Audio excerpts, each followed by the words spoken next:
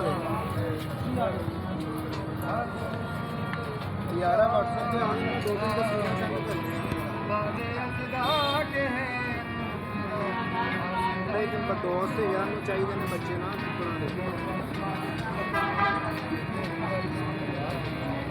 ਇਹਦੇ ਨਾਲ ਮੈਂ ਤੈਨੂੰ ਤਸਵੀਰਾਂ ਸੈਂਡ ਕਰਨਾ ਦੇ ਜਦੋਂ ਹੈ ਦਵਾ ਦਿਵਾਲੀ ਨੂੰ ਜਿਹੜੇ ਪੈਸੇ ਬਣਨਗੇ ਦੇ ਦੇਵਾਂਗੇ ਆਹੋ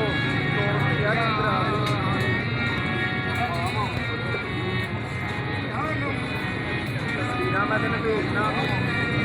ਗੋਲਡਨ ਤੇ ਕਹਿ ਰਿਹਾ ਉਹਦੀ ਵੀ ਸ਼ਾਮੋਂ ਨੇ ਕਹਿ ਰਿਹਾ ਸੀ ਚਾਹੀਦੇ ਨੇ ਬੱਚੇ आप ਉਹਨੂੰ ਮੈਂ ਕਿਹਾ ਕਹਿੰਦਾ ਨਹੀਂ ਸਸਤਾ ਮਿਲ ਰਿਹਾ ਮੈਨੂੰ ਮੈਂ ਕਿਹਾ